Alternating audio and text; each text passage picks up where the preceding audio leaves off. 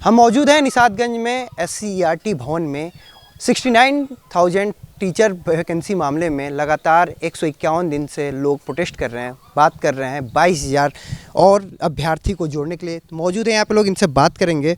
तो भाई साहब, आप कहाँ से आए हैं? मैं कानपुर देहात से हूँ। मेरा नाम आशुतोष दुबे है। आप कितने दिन से 151 दिन से प्रोटेस्ट चल रहा है, आप कितने दिन से इस प्रोटेस्ट से जुड़े हैं? हमारा धरना 21 जून से अनवरत योग दिवस वाले दिन से स्टार्ट हुआ था और लगभग मुझे यहाँ 3 महीना हो गया पूरा। 3 महीने से यहीं पे हैं? जी जी। घर पे नहीं गए? घर नहीं गए। हमारे सारे त्यौहार, जन्माष्टमी, दिवाली, भैया दूज, रक्षाबंधन, सारे त्यौहार हमने इन्हीं बहनों के साथ ही मनाए हैं। दिवाली अभी बीता, दिवाली में अपने घर पे मौजूद थी, अपने घर पे थी, दीपों का त्यौहार मनाया या नहीं मनाया? भैया मैं लोकल की ही हूँ, तो वहाँ करके फिर यहाँ पे आए। इस तरह से हम लोगों ने मनाया, मतलब दोनों जगह मनाया, घर पे भी मनाया, यहाँ पे भी। क्योंकि आप तो लखनऊ के, और आप लखनऊ के हैं या लखनऊ से बाहर? नहीं, मैं इटावा ज़िले से हूँ। मेरा नाम आशुतोष है और मैं मतलब इतना परेशान हो चुका हूँ क्योंकि मेरे भाइयों ने 21 जून से धरना स्टार्ट किया था योग दिवस से, और आज 5 महीने हो चुके हैं और 101 दिन ज़्यादा ही हो गया, 151 दिन हो गए हैं। हम लोग इतना मतलब परेशान हैं कि योगी जी हमारी पुकार क्यों नहीं सुन रहे। जब मतलब हम उनके विरोध में उतर जाएंगे, अदर मतलब विपक्ष पार्टियों से मदद मांगेंगे, तब उन्हें समझ में आएगी। तो क्या विधानसभा चुनाव है, तो आप कुछ सोच रहे हैं विधानसभा चुनाव में बदलाव करने के लिए? बिल्कुल। जब हमें लगा था कि जब हमारी पार्टी बीजेपी आएगी सत्ता में तो हम लोगों की पुकार सुनेगी और योग्य अभ्यर्थियों के साथ रहेगी, क्योंकि उन्होंने कई बार अपने जो चुनावी रैलियां की थी, उन्होंने कहा था कि हम योग्यता के पक्षधर हैं। पर इस कंडीशन 5 महीने हो गए, हमें नहीं लग रहा कि वो योग्यता के पक्षधर हैं।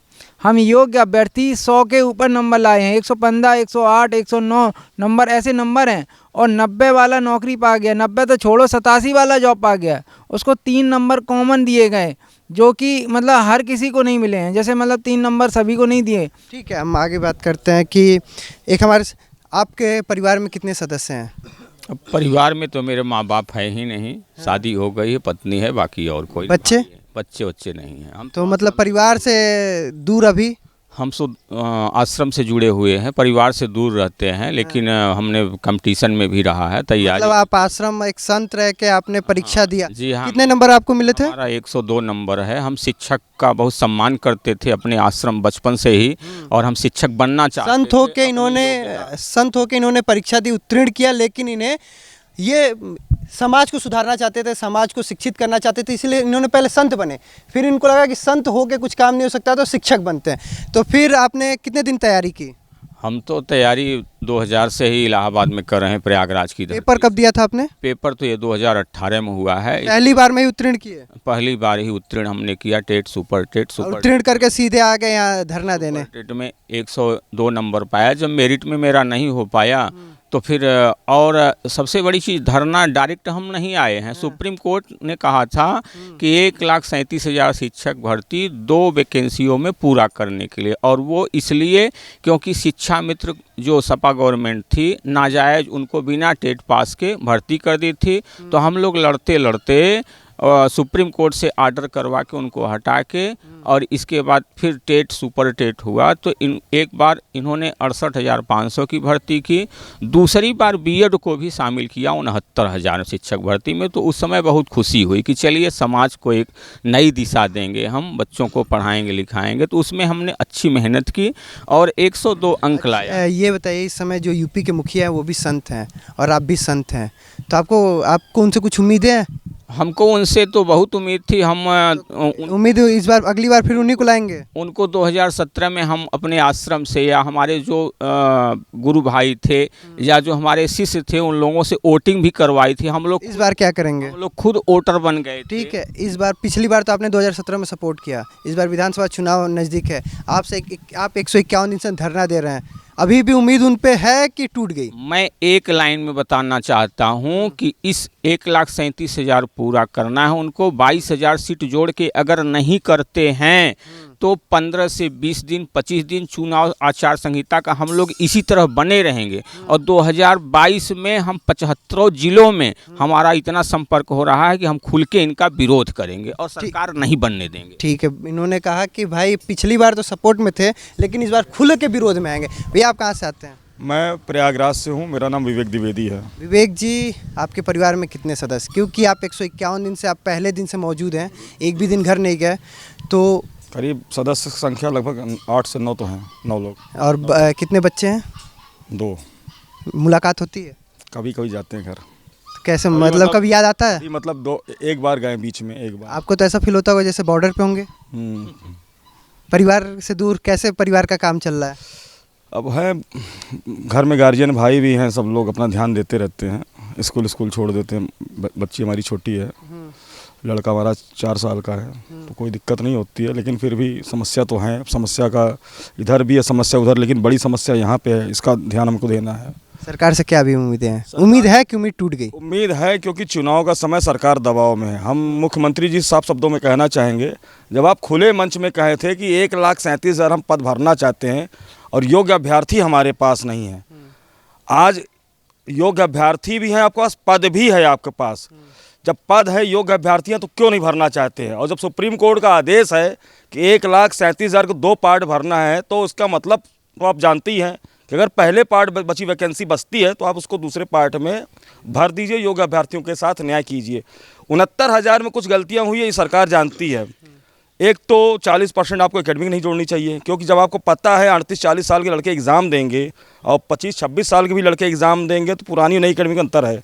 तो जो अधिकारी ये नियम बनाए तो मूर्ख थे, अधिकारी थे, मैं उनको साफ शब्दों में बोलना चाहूँगा। और सरकार के संज्ञान में भी नहीं था ये बात, मुझे लगता है सरकार को हो सकता ना पता रहा हो, क्योंकि नियम अधिकारी बनाते हैं। इसके अलावा जो 3 नंबर कॉमन दे दिए, जो फ्री बांट दिए, बोले आउट ऑफ सिलेबस, तीनों क्वेश्चन सही बताइए। अरे आउट ऑफ सिलेबस के 4-5 और क्वेश्चन थे, 8-9 क्वेश्चन थे, आप उसमें भी नंबर दे देते, लेकिन नहीं दे, 3 दिए। और बाद में एक क्वेश्चन बढ़ाते थे, आपको गलत क्वेश्चन नंबर देना चाहिए। इन सब कमियों के कारण हम लोग बाहर हुए। अगर ऐसी कमियां ना होती तो हम लोग धरना ना देते। अभी भी सरकार चाहे तो अपनी गलती को सुधार सकती है, चुनाव का समय है। 1,37,000 की 22,000 हो चाहे 26,000 सीटों को जोड़ो, योग्य अभ्यर्थियों के साथ न्याय करे, क्योंकि सरकार को पता होना चाहिए 1,46,000 अभ्यर्थी पास है, आपने 69,000 को सिर्फ नौकरी दिया है। 77,000 हमारे भाई बहन अभी हर जिले में लगे हैं, मान चलिए हर जिले में 1,000। और निगेटिव प्रचार करने के लिए बहुत है, जंगल में आग लगाने के लिए माचिस की एक तीली काफ़ी है। जंगल में आग लगाने के लिए एक माचिस तीली काफ़ी। आगे बात करते हैं, आप कहाँ से आते हैं? मैं सर रामपुर डिस्ट्रिक्ट से आया हूँ, मेरा नाम मलकीत सिंह है। और मैं एक आपके मन से एक बात कहना चाहता हूँ। अभी मतलब ये बेसिक शिक्षा मंत्री सतीश द्विवेदी और योगी जी खुद स्वयं ये बात कहते हैं कि हम योग्यता के पक्षधर हैं और जितनी भी भर्तियां हुई हैं ये पारदर्शिता पूर्वक हुई हैं। लेकिन अभी कल ही एक एडेड जूनियर का एक रिजल्ट आया है, उसमें बंटी पांडे नामक एक युवक है, उसके 145 मार्क्स आए हैं। तो मैं ये आपके मन से खुला चैलेंज कहना चाहता हूँ कि ये भर्ती, ये जो बात करते हैं, ये कभी भी सत्य नहीं है बात, क्योंकि ये बंटी पांडे नामक युवक को यहाँ पे वही पेपर अगर दोबारा दिया जाए तो उससे 100 नंबर का भी पेपर नहीं हो पाएगा। मतलब आप क्या कह रहे हैं कि पेपर लीक हुआ है? पेपर लीक होते हैं, कोई भी भर्ती पारदर्शिता नहीं हुई है इसमें। मतलब योगी जी तो कहते हैं हम बनने एकदम निष्पक्ष सरकार चलाइए, कोई उसमें खामियाजा, उसमें खामियाजा। कथनी और करनी में बहुत अंतर दिख रहा है इस समय तो फिलहाल। मतलब पारदर्शिता नहीं है, पारदर्शिता पेपर लीक हो रहा है। पारदर्शिता अगर होती तो सुप्रीम कोर्ट का ऑर्डर था कि 6 महीने के अंदर जो है 1,37,000 पूरी की जाए, अभी तक की गई। 6 महीने के बजाय अभी 3-3.5 साल बीत चुके हैं, लेकिन उसके बावजूद अभी तक यहाँ पर लोग डटे हुए हैं, धरना देने में मजबूर हैं। भाई साहब, मैं एक बात और कहना चाहता हूँ, अगर पारदर्शिता तब होती है जब योग्य अभ्यर्थियों के साथ न्याय हो।